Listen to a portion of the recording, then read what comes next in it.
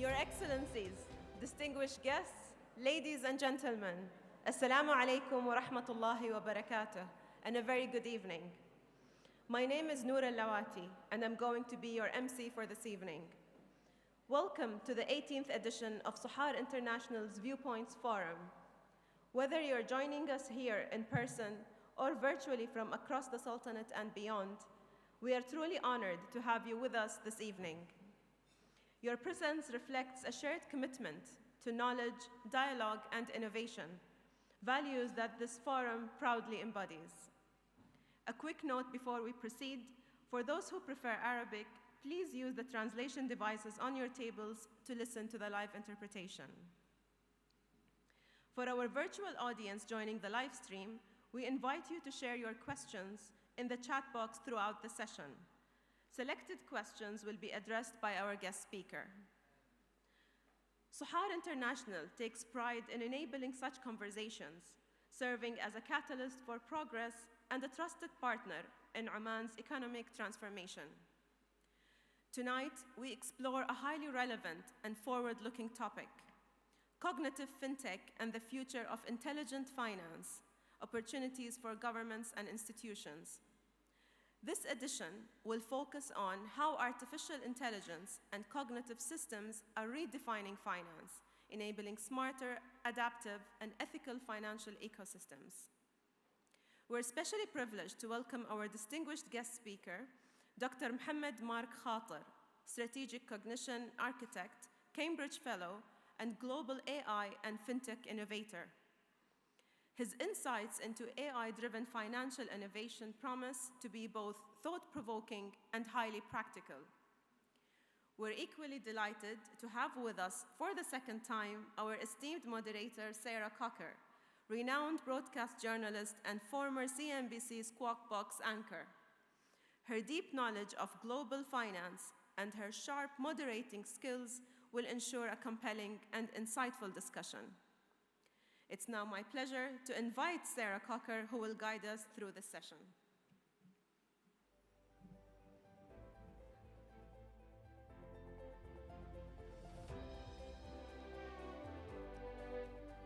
So thank you, Nora, for that very, very kind introduction. Good evening, Your Excellencies and distinguished guests, both online and within the room. Salam alaikum. As you heard there, my name is Sarah Cocker, and I'm super excited about the conversation that we're going to have tonight, which is all about when finance starts to think for itself, when data, technology, and human decision-making all begin to merge into one. Our session, entitled Cognitive Fintech and the Future of Intelligent Finance, looks at how these new technologies, especially AI, are changing the way that banks, investors, and indeed governments themselves are making their decisions.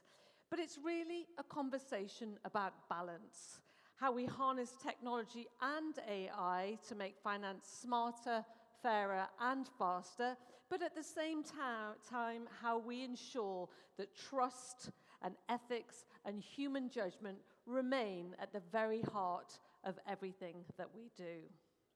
Well, joining us this evening, as we were hearing, we are absolutely delighted to have one of the world's leading thinkers on this topic, an expert who's helping to shape how the next generation of financial systems will work. Please put your hands together for a warm welcome for Dr. Mark Khater, Director of the Why Not Institute of Queen's College, Cambridge, all the way from the UK. So please, Dr. Mark, come on up and join me.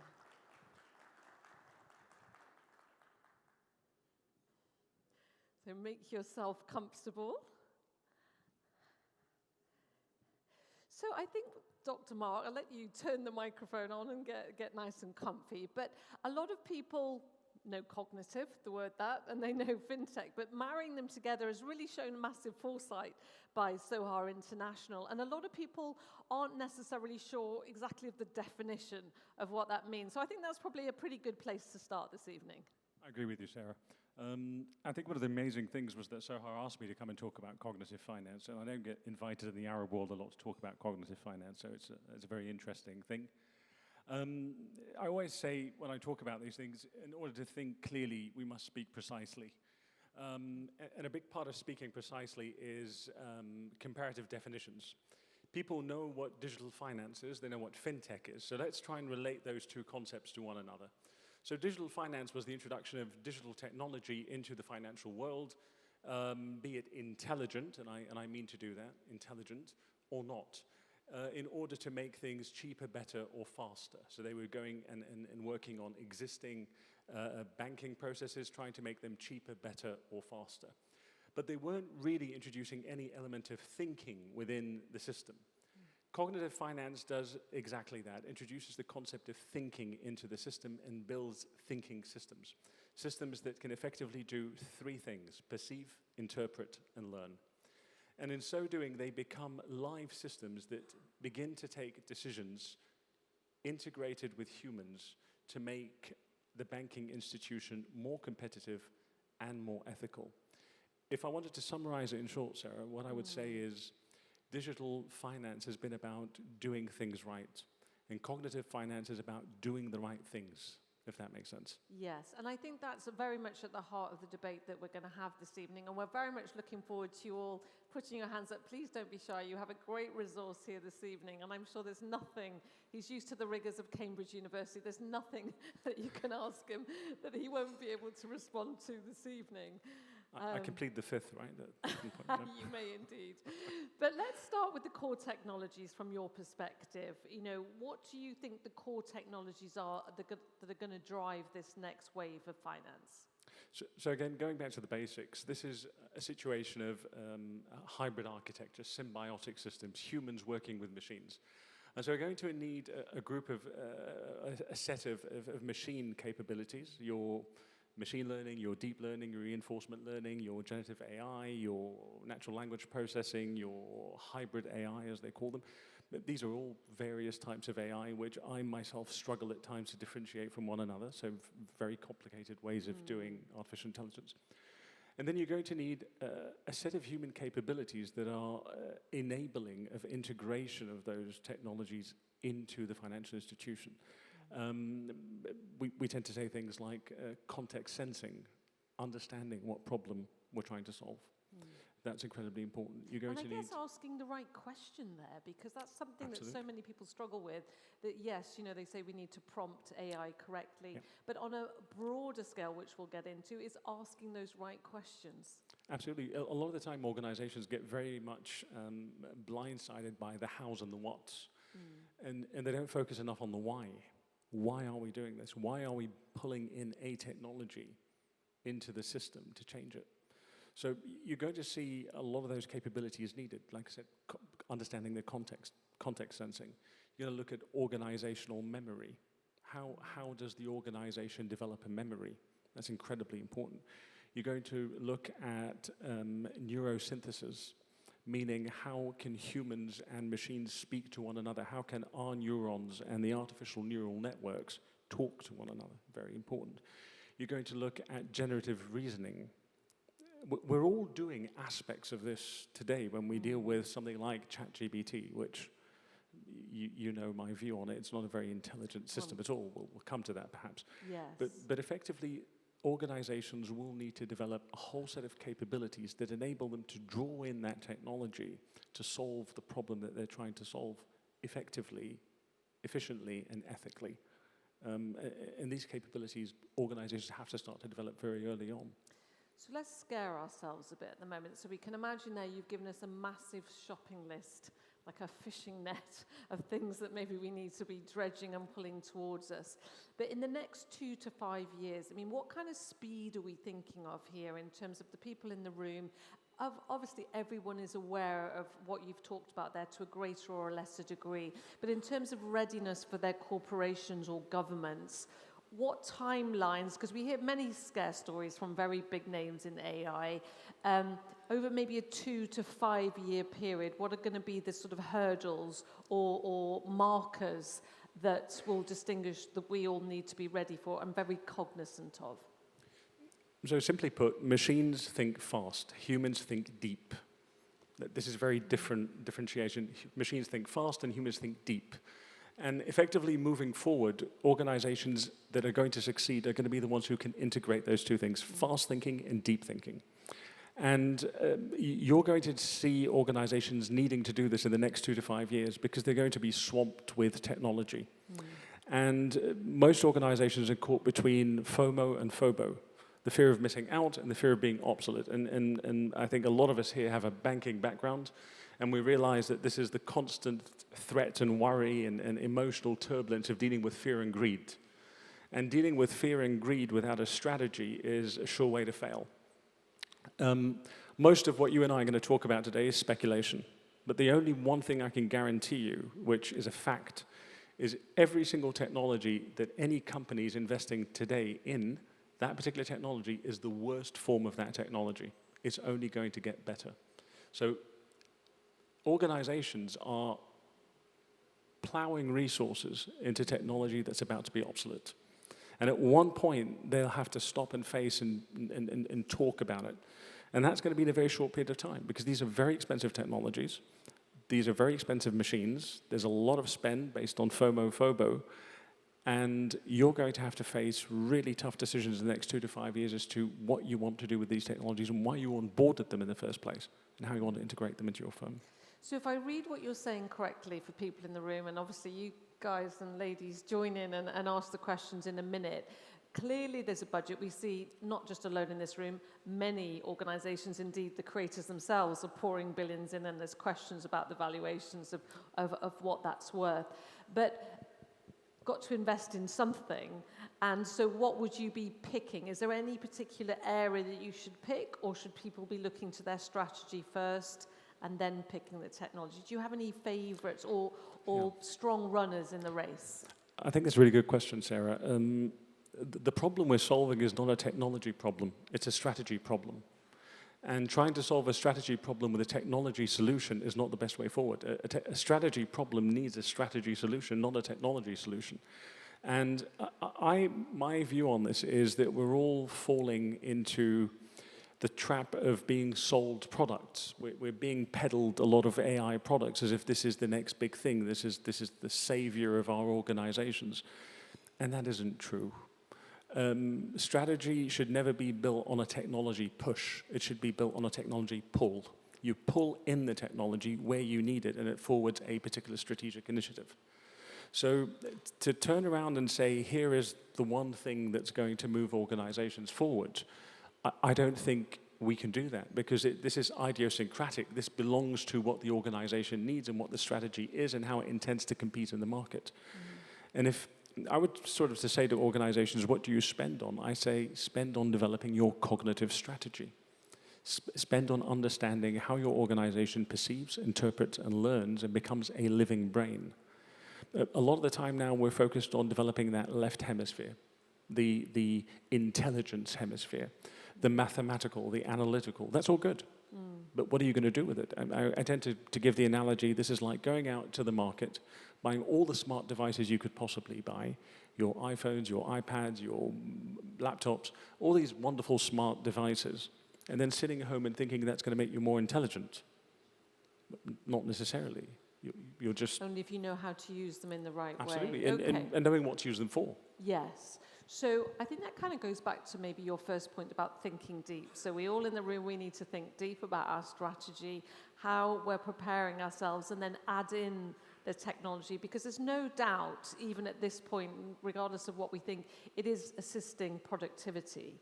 And also one of the things, perhaps, it's already reshaping financial decisions, so people do not, as you said, want to be left out, both for institutions and governments. But in terms of overseeing those fiscal systems, how do you see this cognitive fintech coming into that? I know before you mentioned earlier to me about overcoming silos, which is a modern day dilemma for just so many organizations. So I think financial institutions, as they move forward, other institutions as well, they'll see the end of silos. Banks will begin to see their risk departments and their strategy departments and their investment departments and their compliance departments start to merge. Because the speed at which data flows and the way it flows between systems means that every single decision taken is a lesson. And every lesson generates data, and every data feeds back into the system and then reinforms the next decision and the next lesson and the next foresight. And effectively, a lot of our organizations, financial institutions, banks, they've been built on static decision trees. If, then situations. And that's going to end. You're going to start seeing a lot of dynamism in that system as the data flows faster, as the decisions flow faster, as the feedback loops develop. And that's going to end silos in a very good way, but also in a way that organizations have to prepare for. Because if you're still structured organizationally as functions and departments that don't talk across your institutions, your change management is going to be very difficult. And again, that's part of that cognitive strategy, as we said, building the organizational memory, building the neural pathways of the organization. Again, we're talking about building thinking organizations. Effectively, humans are trying to imitate the brain. That's what they're trying to do. Yeah. And you hear things like general artificial intelligence. In reality, as much as I think that's not achievable, I'll go out and put it out now, right? And probably I'll regret this 20, 30 years down the line. But I don't think that's achievable. I don't think that, and I don't think it's something we should even strive to achieve in reality.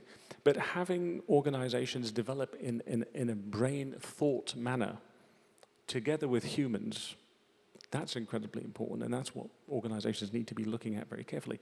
And there are scientific ways of doing that. It's not sort of an imaginary situation. It can be done.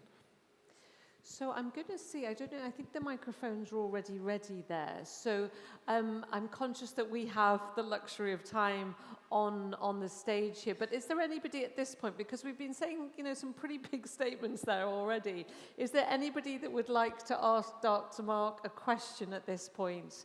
And we have a gentleman in the center here. So if you could say your name and organization just to help Dr. Mark orientate his answer to your particular organization. This is Mohammed Barwani from Petroleum Development Oman. First of all, it was a pleasure to listen to what you have just said. Now, I understand that you're looking at strategy overall, but my question is, AI in the way that it is right now, can it be adapted to your strategy? Because we know that these days we have generic and we have specialized models. Can you elaborate more on the models to be deployed for your cognitive strategy? Yeah. Sure. So sorry, let me just rephrase that so that I'm sure I got it right. Yeah. So when you refer to AI, what are we referring to? Are we referring to large language models? Yeah. In large language models, you could have generic models like ChatGPT, which are not meant for specific use cases. Okay. Or you could have specialized models. So my question is, you have spoken about strategy overall, but you have not spoken about models to be used for your strategy. All right. Can you elaborate more? Absolutely. In So that aspect? let me shock you a little bit. Yeah. First of all, large language models are not artificial intelligence. They're neither artificial nor are they intelligent. They are heuristic statistical models that predict the probability of a word following another. They are incapable of reasoning, and they suffer multiple things like model drifts and etc. When you specialize them, it means you just stop them from hallucinating or drifting using some particular technique that you've done. And they're not your only form. They're, from a professional's point of view, they're called narrow AI, right? They are the least powerful of all AI models out there. And they focus on one aspect, which is human language. There are much more sophisticated models, as we said, but which involve things like deep learning and things like reinforcement learning and et cetera, et cetera. There isn't one single model because there isn't one single strategy. And strategy itself is tiered. Now, are you pulling this technology in to deal with a corporate strategy? Are you pulling it in to deal with a business strategy? Are you pulling it in to deal with the operation strategy? What aspects of operation strategy? So these are all aspects of pulling in technology to solve one small problem within the hierarchy of strategy. Do you get my point? So ultimately, it's a very good question, but it's a very difficult question to answer because the reality is What are you trying to do in which part of your organization? And what does your optimal outcome look like? What are you competing on? And you know how, I'm sure you're aware, strategies developed over the years from competitive strategy, Porter's view, moved on to capability-based strategy, the resource-based view of the firm, and Proud and Hamill, and so on. And ultimately, now we're looking at perhaps the highest level of strategic planning, which is cognitive strategy, which, funnily enough, was Mintzberg's suggestion in the 1970s when he talked about strategy.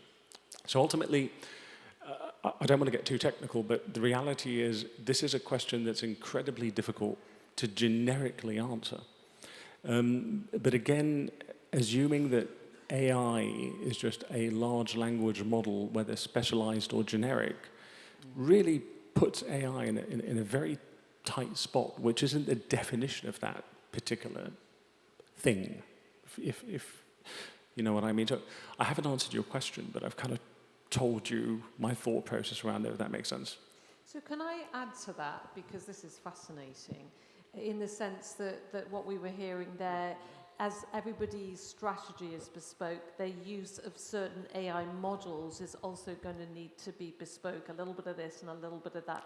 Are they going to have to almost create their own, not their own models, clearly that's a bigger job, but their own use of certain parts, as you said, for certain functions and certain parts of the business, depending on what they are? Will they kind of become familiar with the playground, and just as you'd go and pick a consultant and different things, you would do the same with AI then? Yeah, absolutely. Let's remember the whole reason why we have a strategy, right? The reason why any organization has a strategy is to get a competitive advantage. If we all have the same strategy, we don't get a competitive advantage. If we all use the same resources, the same capabilities, we don't get a competitive advantage. So ultimately, if we all access the same tools, no competitive advantage. If we all have the same strategy, no competitive advantage. So ultimately, this is where organizations need to shift into that cognitive mode. What am I competing on? How do I move from that capability-based competition to picking the right capabilities? Then how do I architect those capabilities using the right technology, be it artificially intelligence enabled or not, to get the best outcome possible? What am I trying to differentiate on? Cost, quality, time? What is my differentiation factor? Who are my clients? This is purely a business problem, and you are matching technology based on how you want to compete in the market. What's your very, very specific DNA for winning? And that's what you're trying to do. And unfortunately, like I said, we're approaching it from a technology push situation. Which model is best for what? So obviously we can all get a little bit lucky and maybe have first mover advantage for a little bit in some of those technologies. But I wanted to ask you about AI in its broader sense. It's supposed to improve our ability to make better decisions. But of course, sitting at the bottom of all of that has always been this cognitive bias, because it's learned from us technically. So how can we ensure that the AI systems of the future basically learn from and correct human bias rather than amplify it? So again, really important we talk about AI is to differentiate human characteristics from machine characteristics. Bias is a human characteristic. It's not a machine characteristic. Machines aren't born biased. Machines inherit their bias from the inequality in the data that they're trained on. So if our data has inequality, then our code will inherit bias. So the reality is not a machine problem, it's a code problem. Sorry, it's not a code problem, it's a data problem. It's an inequality in data problem. And dare I say, if the majority of the data that's out there has not been created by the country adopting the technology, then you're in front of data that suffers a lot of inequality. And ultimately, your code will drift. Your models will drift. Now, an even more dangerous situation, as we talked about ChatGPT and large language models, is all the time that we're using ChatGPT, we're generating some sort of content, which then circulates and goes back on the internet. And so the training data becomes the testing data. And ultimately, information shifts and the model drifts and the human data source moves. And then we start suffering a lot of bias in these models. So how do you stop that from happening? transparency. The ability to explain why things are the way they are and why the model thinks in that way. And I don't mean by that the model explaining to us why it thought that way, but us looking deeply into why the model thought that way. The reality is bias is not in the code, bias is in the culture. Fix the culture and the algorithms will follow. It's as simple as that. As long as you can remain transparent and monitor the culture, the algorithms will follow. So how do we balance that then? Because, you know, that's one thing to say we need to do it, but we're sat in the room thinking, how? It's incredible. This is where governments have to play an incredibly important role. So if governments aren't regulating, it's, you know, you're going to get incredible innovation, but is it ethical innovation? If you are not regulating, you're going to get very deep insight, but is it regulated insight? Is that insight breaching other people's privacy?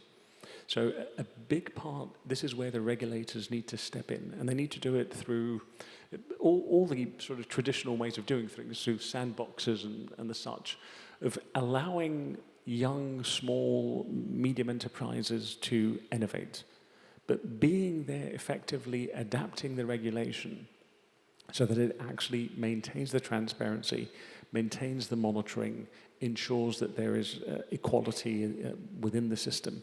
And I think that's the role of the regulator to a great extent. And again, regulators can adopt a cognitive strategy which makes their adaptation of the regulations faster and more effective because they're also cognitive institutions dealing with a cognitive problem.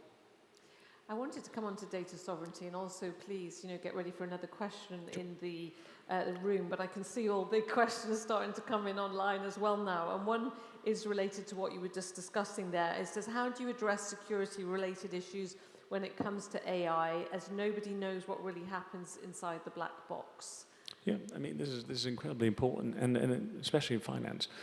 In finance, there is the aspect of compliance, and compliance, a big part of it, is your ability to explain to the regulator why you chose that particular decision, why you chose that particular strategy, why you recommended that particular portfolio, let's say. And adopting an AI system that doesn't enable you to do that means that you're just going to run into that hurdle down the line when you're dealing with compliance.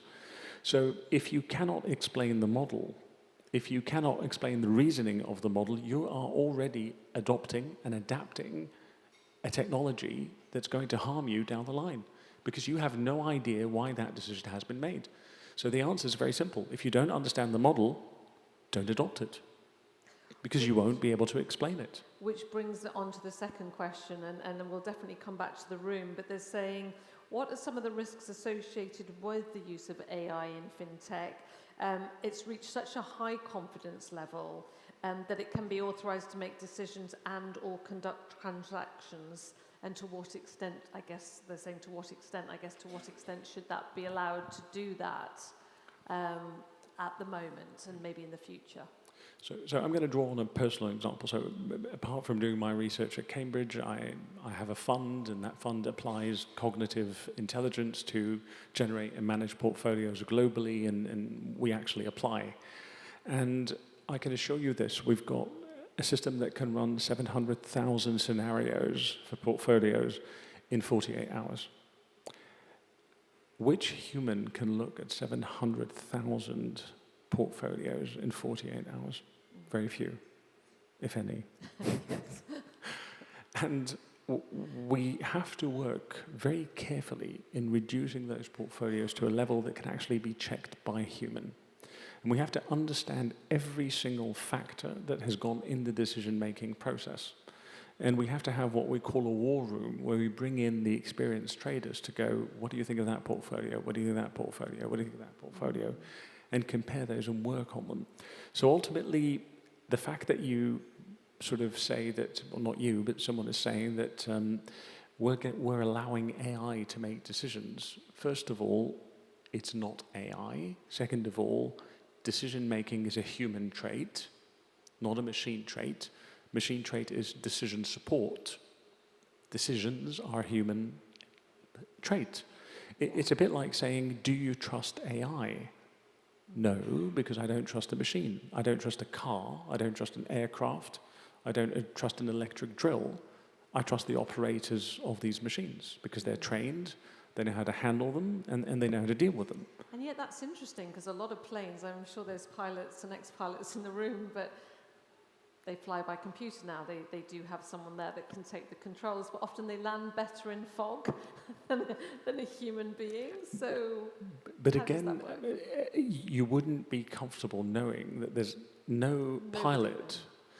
I personally, when I'm sat there and I see one of the pilots walk out, I sort of go, oh no, what if the other guy falls asleep?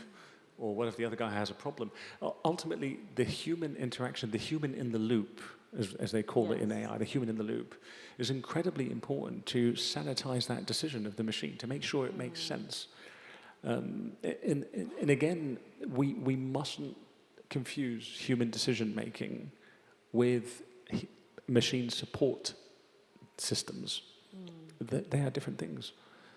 We can't, machines are not humans, they're not capable of understanding, reasoning, ethical judgment, they're not capable of emotional intelligence, and effectively it's like entrusting something to a psychopath.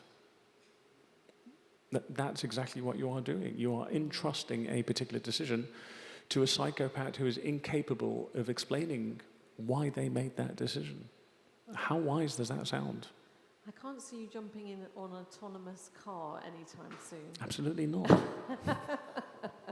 I just want to throw the door open again to any questions in the room. We have a few more here online, but would anybody else like to challenge Dr. Mark, you know? Or just ask the simple question that maybe needs to be asked of your organisation. Anybody like to dive on in? If you are towards the back of the room, you might have to wave a bit more wildly. There's a gentleman over here. Again, so if you could say your name and organisation just to help Dr. Mark. Assalamu alaikum. I am Faisal Al-Ma'shani from Oman Flour Mills Company, the largest food company in Oman. First of all, thank you very much for your great talk and discussion. I really enjoyed your ideas about the fintech and the future of this intelligence, especially in the finance. So I was thinking about how these ideas could also help the manufacturing industry, since my background is from the food manufacturing industry. For example, in making operations smarter, improving supply chain, managing resources better. So if you could you please, from your view, how can this fintech support industry like manufacturing in the upcoming years? Thank you very much. Thank you, sir. The manufacturing industry is one of those industries that stands to benefit really heavily from cognitive intelligence. You're already seeing the concept of dark factories in China, and dark factories aren't dodgy in any way. They're just dark because they're all operated by computers and they don't need any light because there are no humans, hence they're called dark factories. And a lot of the time, the dark factories are basically machines that are operating the manufacturing process and then learning through the loops, and then sort of, you know, adjusting their supply chains, adjusting the manufacturing processes, and so on. The question you asked me relates more to a level of strategy that is called operation strategy. And operation strategy is around buy, make, sell, design, and manage, right? These are ultimately the main processes. And every single one of those processes has its own strategy. You have a make strategy, you have a buy strategy, a sell strategy, manage, design, etc. And each one of those works on a set of competitive priorities. Are you trying to increase your flexibility? Are you trying to reduce your time to market? Are you trying to adjust delivery times? Are you adjusting quality? Are you reducing cost? And every single one of those competitive priorities then has a technology that is enabling of that. And that solves the architecture of technology. But the idea is then to keep that architecture of technology in constant loops of development, in constant loops of feedback. I tend to call it sensing, seizing, and safeguarding. So you sense the opportunity, you sense that there's an opportunity, you seize it, and then you constantly safeguard it by that constant action of the machines. So ultimately, I think to a great extent, you're going to see manufacturing systems develop that feed into that operation strategy in that particular way. They are sitting there on the sell side sensing. They are then seizing that through quick supply chain reconfiguration. They are then safeguarding that through a very effective manufacturing process, which can be tailored to whatever you decide. It's your cost, it's your speed, it's your delivery. And then a looping system with organizational memory that will continue to move that to take in global trends. And that's not too far away, because that's what dark factories are designed to do. Right now, they're just basically optimizing the manufacturing process. But then slowly, as that data feeds in, as we were saying, every single decision is a data generator. Every single piece of data becomes input to the next decision. Every decision becomes foresight. Every foresight becomes a feedback loop. And that's how you go through from perception, interpretation, learning. I hope that makes sense. So my next question, and we'll come back to the room because this involves an online one, so bear with me because this is a bit longer. The first one, like the headline is data sovereignty, because we were just touching on that in financial systems, the data privacy, security and accountability and transparency that you were talking about. So how should regulators evolve to oversee all of that? And then added to that, a bit of a tautology, if you will. Somebody's saying here that you've mentioned that government should maintain transparency to maintain the learning capabilities of AI to avoid bias, but isn't the government itself made up of humans? Thus, the bias might still exist and affect the integrity and accuracy by their decisions, the regulatory decisions. So a bit of a tautology there and mixed in with a bit of data sovereignty, all basically coming down to trust and transparency within the regulators and parties themselves, I suppose, in summary. So let's start addressing the data situation first of all. So data sovereignty is a critical point in the development of nations in the next few years. A lot of governments and a lot of institutions haven't been looking at how much data gives away about their people. From choices of restaurants to choices of how we live, to choices of what we dress in, to choices of where we go on holiday, says a lot about how our nations think. They say a lot about how our customers think. And one of the great capabilities of artificial intelligence is it can generate relationships between data in a way that we didn't know before. And that's going to happen. And so every time that we are giving access to data, as trivial as that data might seem, we're giving deep insight, deep intelligence about our nations, about our institutions, about our clients. And if we, I mean by we, the regulators, aren't looking at this carefully and deciding what information we want to share, then we're making a grave mistake in terms of the security and safety of our nations and our individuals. And if we start feeding them into models that we don't clearly understand, then again, we are making another critical mistake. So data within our societies, data within our governments, data within our organizations is the greatest asset we have. And ownership of that data and control over that data, and deciding what to do with it and how to do with it is incredibly important and incredibly critical for the development of nations. Now, the regulator aspect of this.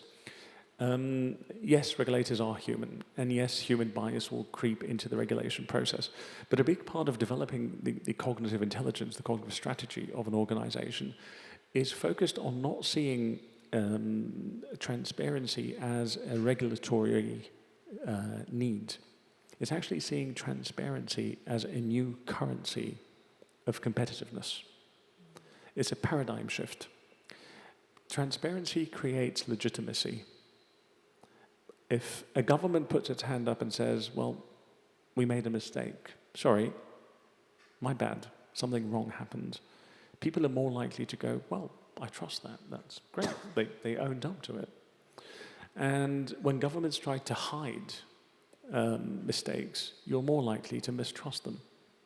So in reality, there's transparency as we move forward because of the way models operate, the way data travels very quickly, the way information reaches people through different sources. And we've seen this with political events recently, that no matter how you try to hide a particular political event or a particular critical event in the global scene, it will reach people sooner or later in some way or the other. So institutions and regulators will be forced to deal with transparency as a source of competitive advantage. So in reality, it will move from a regulatory process to become a competitive criteria. And when it becomes a competitive criteria, transparency and trust is transparency and trust. The more you show of it, the more you gain clients. And the more people trust you, and the more your nations trust you. So in reality, yes, there's going to be bias, but because it's going to become a competitive criteria, slowly that bias is going to be weeded out. So if the blinkers drop off internally and externally, that would apply, then hopefully we all learn from each other on a more community-based absolutely. Foundation there. Absolutely, perhaps. Because a big part of cognitive intelligence and cognitive strategy is a capability that we like to call trust and ethical reflexivity. Right? It's something that we develop as humans in our brains. We might lie, for example, as children to get away from things, but we begin to learn as we get older and mature that this isn't a very sustainable model of operation. And ethics come in, values come in, trust with other humans and with ourselves come in, and we build a positive reinforcement learning network of when I'm truthful, when I'm transparent, when I'm ethical, I gain the acceptance of other people. I gain the satisfaction of being happy. And when you integrate that within an organization, it learns. It reflects that human cognitive ability, and that's what we're trying to do. And obviously a much better input as well than perhaps previously. I'm conscious that maybe some other people may have some more questions in the room. Like I say, please don't be shy. You can see Dr. Mark is capable of answering anything. I'm getting lots more here online. Is there somebody, there's somebody there I can't quite see, but I believe somebody wants to ask a question. As I said previously, if you could just say your name and organization. I hope somebody wasn't just having a stretch. Or while they're looking for maybe another question, Dr. Mark, I can see them flying through here. Let me have a look.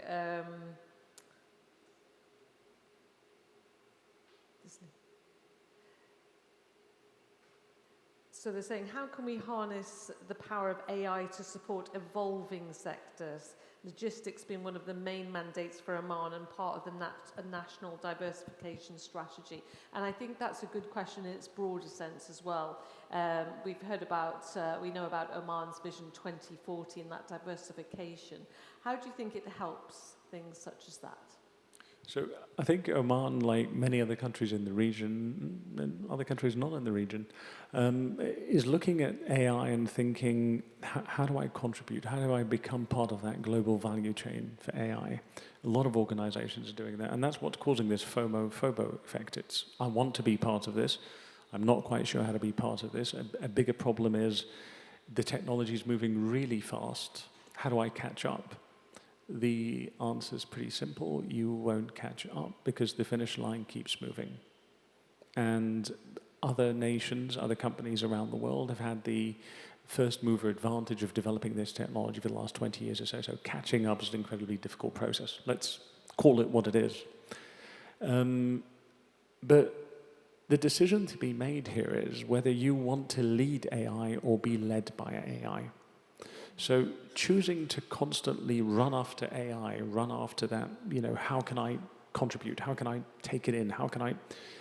That's being led by AI.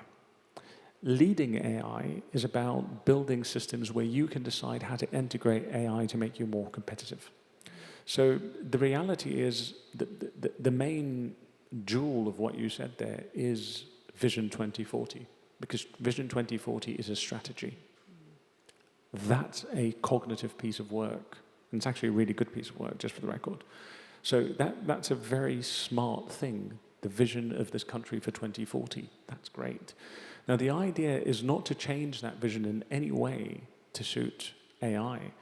It's about pulling in the AI tools into that vision to enable it to happen more faster, cheaper, better, effectively, ethically, whatever more elements that we want to add to it. So in Vision 2040, there is a section about becoming more competitive on sort of the logistical global value chain. Brilliant. Let's then go on and figure out how to cognitively enable that with existing technology. Let's make sure that we build it in a way that is technology agnostic so that we can scale it up when the technology changes. Let's go and figure out how not to spend too much on technology now that's going to be useless 2, 3, 4, 5, 10 years down the line. So it's not about altering the strategy to suit the technology. It's about picking the right technology to come into that strategy. Therefore, I have another question. Kind of aligned with what somebody's asking here, but I heard a wonderful metaphor. I thought it was incredibly interesting last week. And again, I was very privileged to be hosting a conversation on AI and various different things. And the gentleman was saying, really, AI eventually will be like electricity.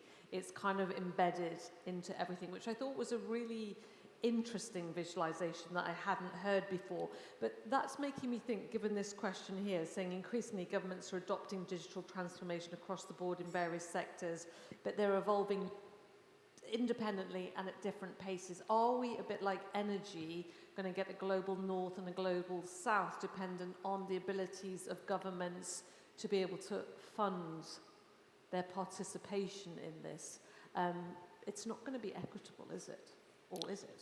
No, it's not. Unfortunately, no, it's not. And especially the way AI is being developed now, because AI is being sold as this incredibly machine-intensive process. You need these particular cards, you need these particular, not necessarily want to say which company, but you need these particular cards to do AI. And resources. Or resources to do AI. But again, there's something quite interesting, because you need a lot of energy as well in this approach. This isn't the best way, this isn't the best approach to do AI, just for the record, but it seems that the sort of the global north has adopted it as and specifically the United States has taken this as the best way forward. We're going to work on a high energy intensity AI. The Arab world has a lot to contribute in this area, because there is a lot of energy in the Arab world.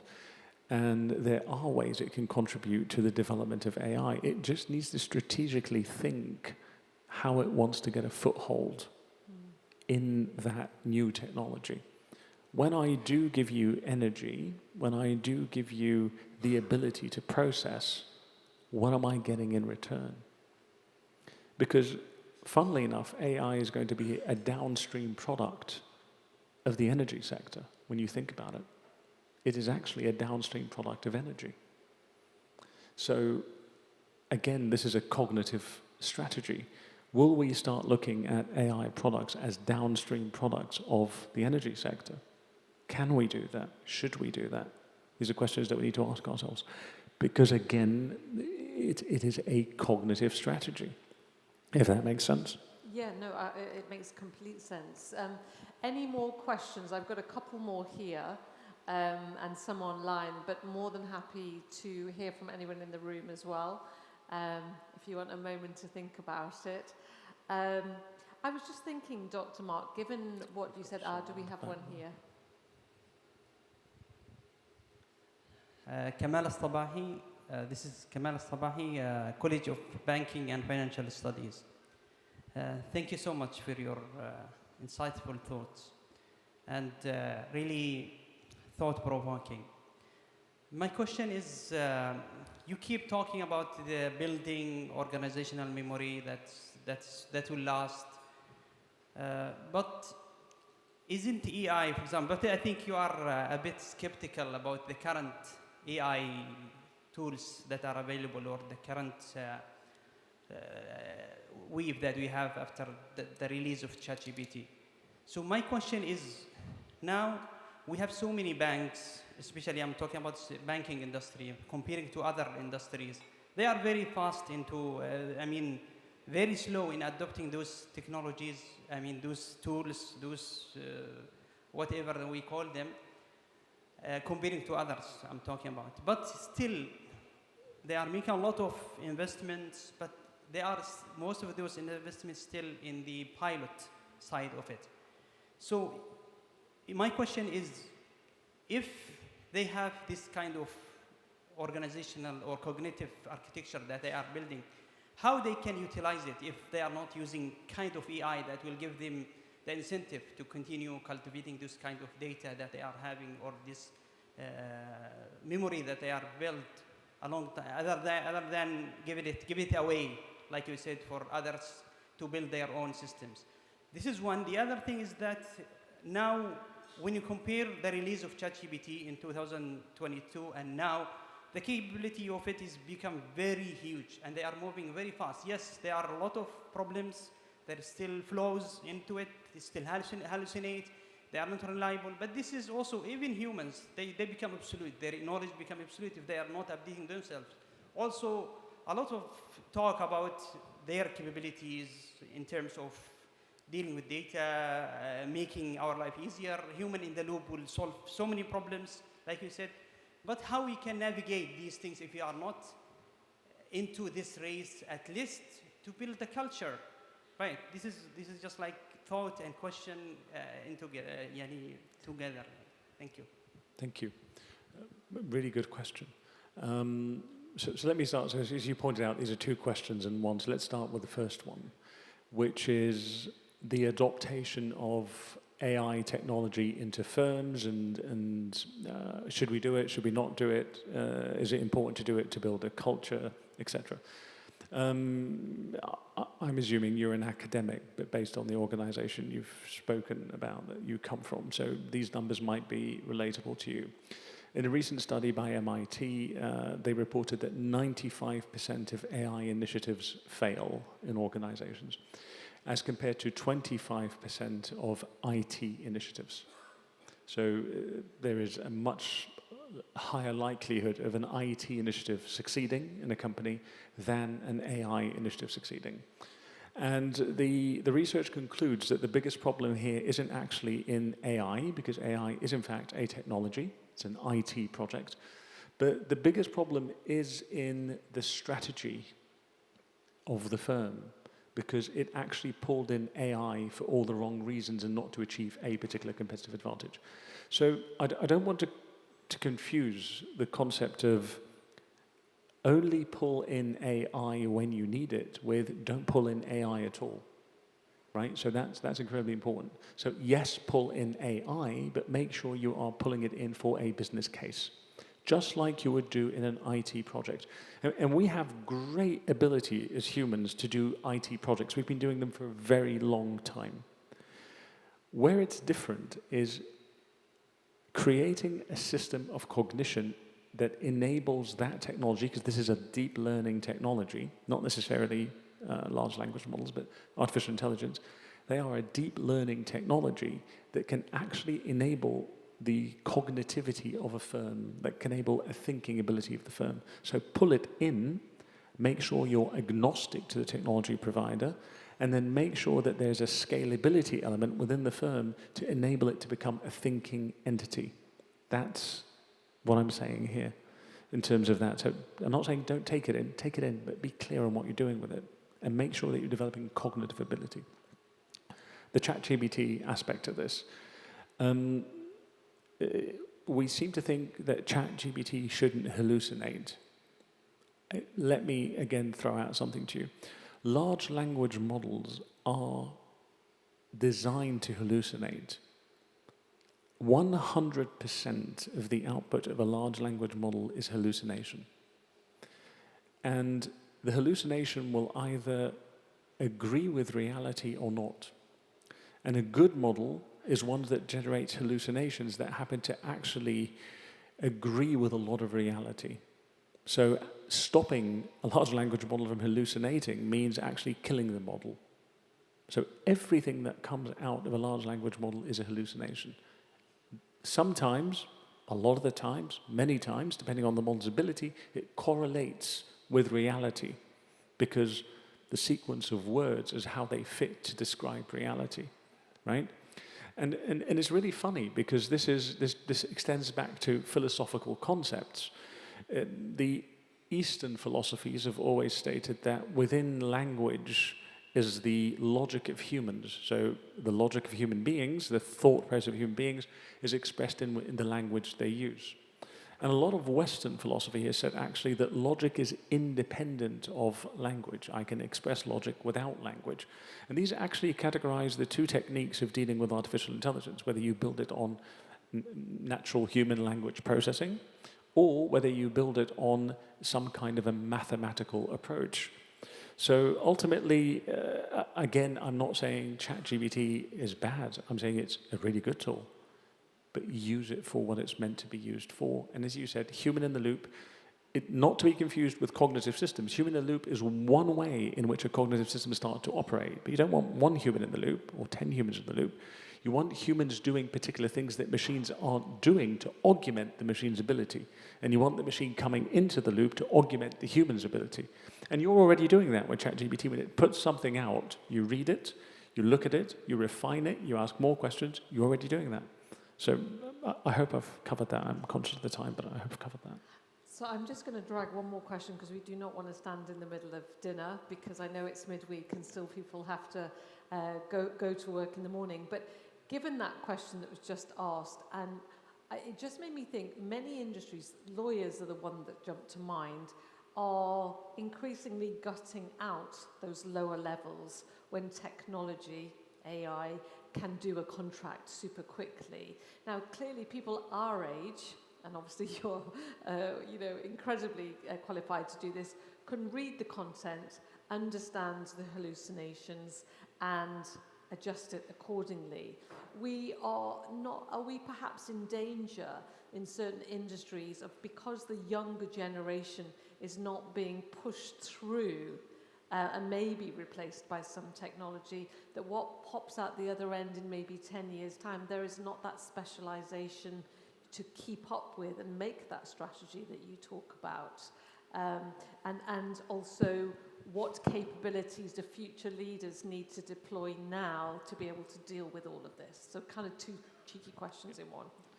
So there is a big danger when you look at the younger generation, because the younger generation is living in a situation where the model is drifting and impacting the information, and the information is getting biased. And our generation, I'm in my 50s, and our generation came up with the concept of, or lived through the concept of Googling. If you Googled it and it was there, then it was the truth. That we knew wasn't correct. Or if it was on Wikipedia, that was the truth. But of course, as we got older, we realized that's not the truth. This younger generation is ChatGPTing everything. When I give my lectures in Cambridge, I have my students cross-checking me during the lecture on ChatGPT, which is a very challenging process to teach while that's happening. But the reality is, yes, that information is now getting biased, and there is a big danger that the younger generation ends up learning what we have reinforced in the model only. And that's the one truth, and there's nothing else to it. And that has detrimental effect on many things, including innovation. So hence the monitoring and need to do that. And in terms of what leaders need moving forward in the future, they're going to need a very different way of thinking. Again, a very different cognitive ability. They will no longer think in a single discipline. Multidisciplinary thinking is going to become quite normal. I don't think people will become bankers or accountants or engineers, or the multidisciplinary approach is going to be a really big thing. Like a polymath. Like a polymath, that's incredibly important. The other thing is people will have to learn to do a lot of systems thinking and systems integration. And that's going to be incredibly important, systems integration. There's going to be a lot more room for people to be creative thinkers, because back in the days, if you were good at maths, and a lot of my generation, if you're either good at maths and English, you were guaranteed a wonderful future in life. Now, most of our children will walk around with IQs of 400 in their pockets. So when everyone is equally smart in their English and their mathematics, what do they compete on? That's going to be an incredibly important question. EQ as well. EQ is going to come in. But I can guarantee that 4 things have been the defining traits of leaders throughout history, and they're going to continue to be.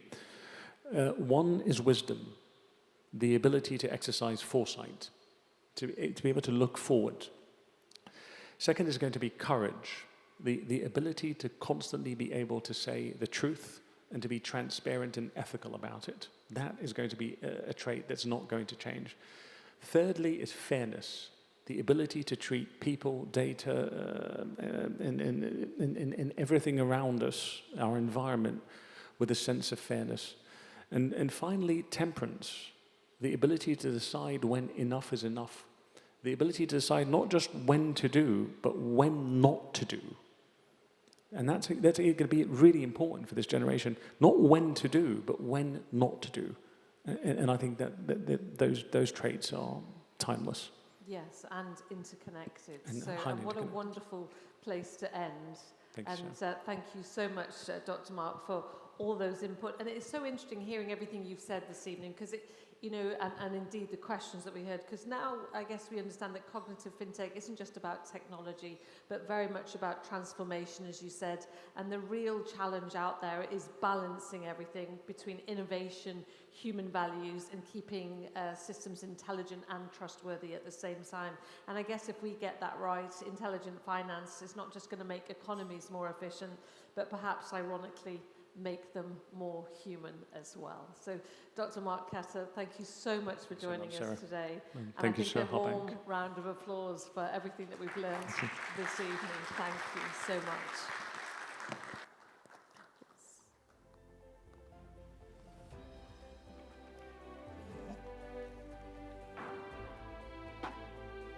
Thank you, Dr. Khater and Sarah, for your insightful and engaging dialogue.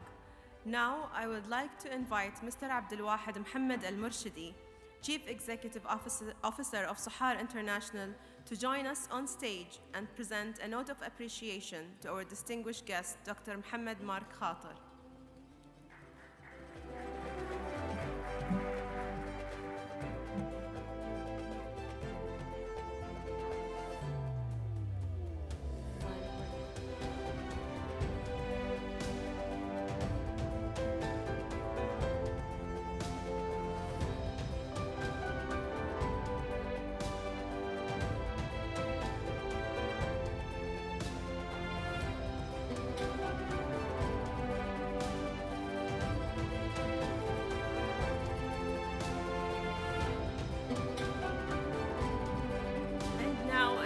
Appreciation to Sarah Cocker.